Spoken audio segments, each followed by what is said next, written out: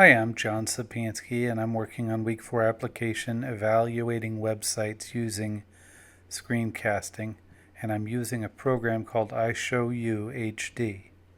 I learned a great deal this week from Beth Phillips, the instructional technology specialist, about the ABCs of evaluating websites. The ABCs really don't stop with the simple 1, 2, 3 clients at a website. We study the author, whether they have a bias, the content of the material, the dates that it was published, and if there was an editor that reviewed the material afterwards to make sure it was valid. I chose the website SaveTheRenets.com. Apart from the emotional strings that are pulled by the pictures of the Renets at the beginning, we note a couple of things in particular. We note that this is a .com site and that it is therefore a commercial site. We also note some words, especially on the front page, where they use the word intensively farmed and slaughtered for the simple production of cheese. I think that these words show a tremendous amount of bias. I also note a couple of things that the site is not very scientific. They use a lot of words like the words around or crammed, and I don't believe that these are what we would call scientific terms. We do note that the site is copyrighted 2005 to 2010, but the interesting thing is that it's written by Mark and Jamie. And as I've gone through this site, and as I click on their link here, it'll bring up a mail document which will allow me to possibly contact them, but it never really tells me who they are or whether they're of any kind of a special affiliation or authority on the subject. Further, the site is created lovingly by slapes.com. And again, this doesn't really indicate any editing of any kind or any authenticity. As we move on, we can click on about Renets, and again, it's going to tell us as it moves to a new website about what these little animals are. But again, it doesn't give us a great deal of information. It tells us that they're burrowing rodents. Similar to hamsters, which are known to be family pets. One of the things that I clicked on was religion down at the bottom, and it brought me to this page, and it talked about some religious, such as Jewish and Islam, and I got really curious. I actually looked up the Islamic Food and Nutrition Council of America, and it actually is a valid site that they link to. But again, this doesn't really give them any validity as far as their website is concerned.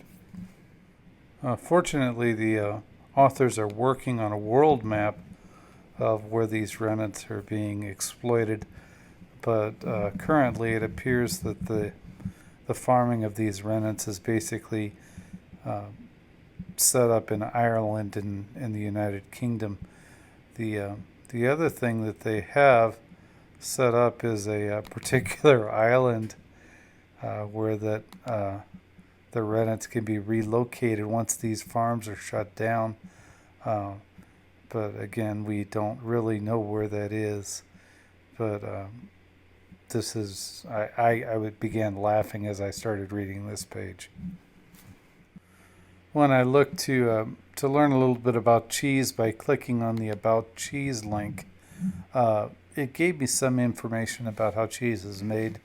And from my past experience, I know that some of these things are true, but I think that, again, as we see the words intensively farmed and slaughtered at around 3 months of age, we see that the authors are simply expressing an extreme bias to pull on our heartstrings for these cute little animals. When I finally got around to the final thing, which was clicking on the link of About Us, it states that we have just basically made all of this up. That rennet is actually an ingredient in cheese, but it's not not an animal, but rather a stomach part of a newly born calf. But again, the authors state that they want to make us think. Moo.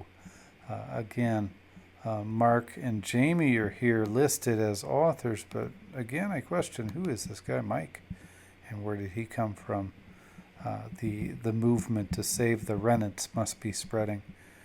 Again, the website is quite interesting in that it's set up in such a way to get us feeling very sympathetic towards these tiny little creatures that are being slaughtered. But I think that possibly the authors are trying to make somewhat of a point regarding the butchering of cows and their fourth stomach being removed and whatever, that they are trying to encourage us to possibly think about vegetarian cheeses.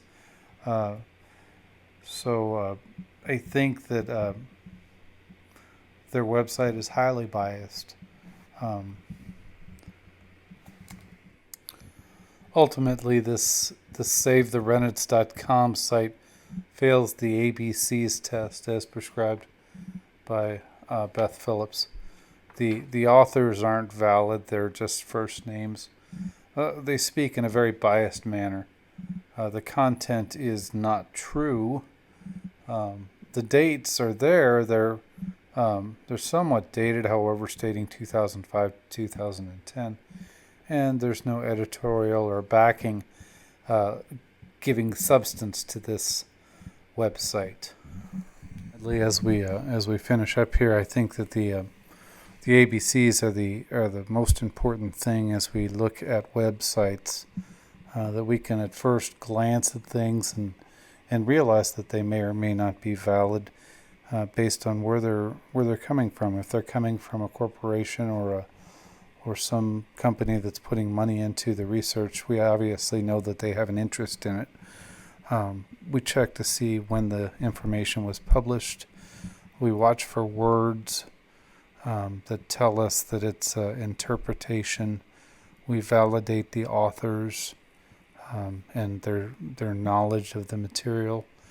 And finally, we check to see that it's been edited or accepted by some notable organization or person that has put this information forth.